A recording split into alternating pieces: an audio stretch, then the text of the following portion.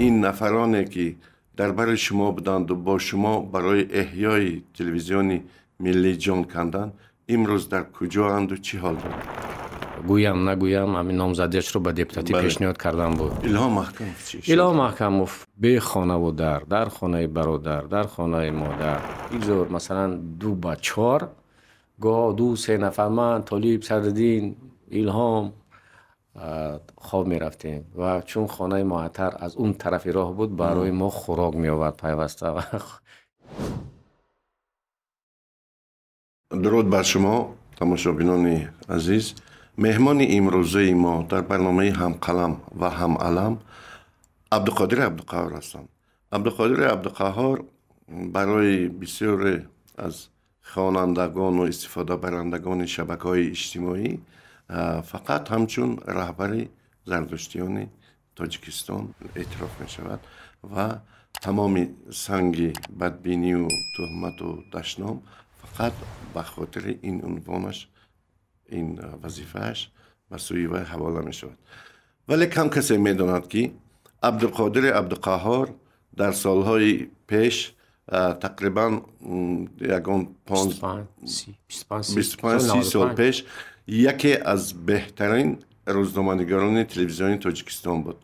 این همان زمانی بود که شادروان سیف رحیمزاد به سر منصب رئیس کمیته رادیو تلویزیون آمد و با استفاده از بچه‌های که آزاداندیش بودند اول گفتگوی مستقیم جاری کرد و بعدتر عبدالقادر با دستگیری این مرد بزرگ برنامه صبح را پیشکشی مردم کرد و در این صبحی که ما یاد داریم شادروان الهام محکموف، معطر جورایی و کی صدرالدین شمس‌الدین طالب رحمت الله و دیگرها کار میکردن که به این گروه بعدتر بعد 2-3 سال دیگر دولت سفر و اسدالله رحمان سابق رئیس کمیته رادیو تلویزیون پیوستند و واقعا یک تلویزیون ملی را اساس گذاشتند. بدبختانه این دلیل ها پشت سایه تاریخ ماندند و کسی از این نمیداند.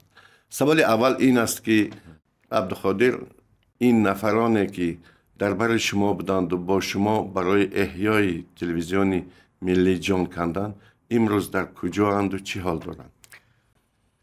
خب درود به شما و هم قلمان شما، همراهان شما.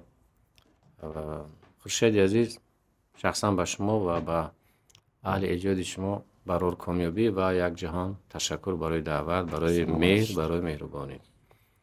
خب شما واقعا درست قید کردید. تازه تاجیکستان از جنگ شهروندی برون می آمد. مردم سر تا پا حزن داشتن، غم داشتن، الم داشتن و خدا رحمتی سیف رحیمزاد افردی میخواست که یک برنامه فرهنگی فراغتی و باز مستقیما پخش میشدگی رو روی کار بیارد. حقیقت رو باید گفت، در آغاز این لایحه من نبودم. خدا رحمتش کند الهام محکموف، معطر جورایی و مشاوری، یک از مشاوران ارشدی سیف رحیمزاد افردی زینت الله اسماعیل زاده بود و اون کسا هم دعوت کرده بود. من راستی روحشان شاد باشد، روانشان، سیف رحیمزاد افردی محل نداشتن و کسبیت سر کار داشتن. ما بچه های بعد جنگ حتی یک کاستوم بروکی حلال نداشتیم میدونم و با کراسوفکی و با توفلی های نیم کنده، ولی میگفت که همهش میگذره. حتی وای کاری کرد که طریق پرکت ما لباس میگرفتیم ولی تلویزیون رو زیبا میکردیم مضموناً و شکلاً. و خانم معطر هم کمک میکرد در این اداره. بای هم نطاق بود، هم برنده بود و باز راستی گپ رو گویم همچون سرپرست، چون در اون وقتا سرمایه‌دار بود معطر جورایی. حتی همون اداره صبح پورا تامین میکرد، هم به خوراک، هم به لباس و هم به لوازمات تکنیکی و سوزشبری و خیلی سرسپرده بود. و خدمتاش رو باید قید کرد. متاسفانه خوب تقدیری معطر رو شما میدونید. شما از تقدیری 5 نفره پرسیدید که بعضی ناسازگاری زندگی شد. گوه همون بقالی روسو 4 پلاسا اومد با شوهرش، با خانوادهش، با خودش و شاید یکی از عامل های با این روزها افتیدنش نمیدونم گویم نگویم همین نامزدیش رو به دپوتاتی پیشنهاد کردن بود. دست دادنش به سیاست. به سیاست بود. بله.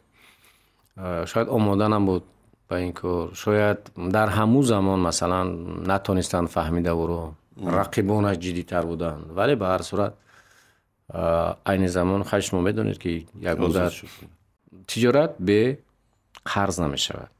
خب یک تا $200,000 یک طرفخانه بسیار زیبا در این راه نو تهیه میکرد. چون دیگر از کار رفت و شوهرش با مشکلات دچار شد و بدبختی ها روی هم آمد و اون کس رو برای برنگرداندن این مبلغ های سرپرستان محبس کردن. خب از اونجا برآمد. ما رابطه‌مون در اونجا هم مستحکم بود. میپرسیدم از خانواده‌اش، از مادر رحمتی‌اش، از فلان فلان. این زمان حالا شهروندی فدراسیون روسیه است با فرزندانش و در اونجا سکونت دارد در مسکو. الهام محکموف یک سرسپاده دیگر به خانواده، در خانه برادر، در خانه مادر و آنقدر مثلا صاحب رحمزاده افرجی رو احترام میکرد، دوست میداشت که شما باور میکنید که 2 سال در کابینه در اتاق کاری یک دیوان داشتیم 5 نفر.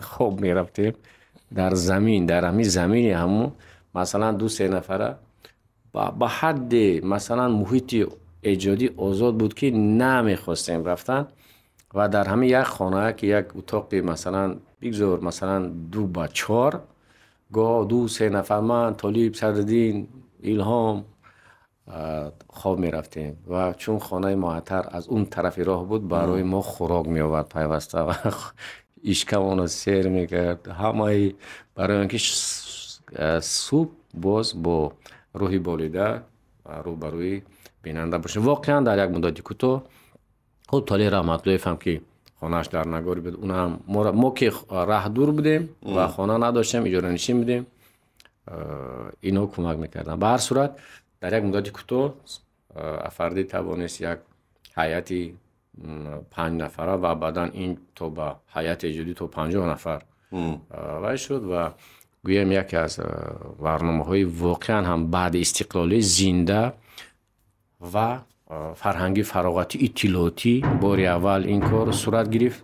فرهنگی فراغتی اطلاعاتی که خیلی برنامه‌ها البته در تلویزیونی تا استقلالی نبود.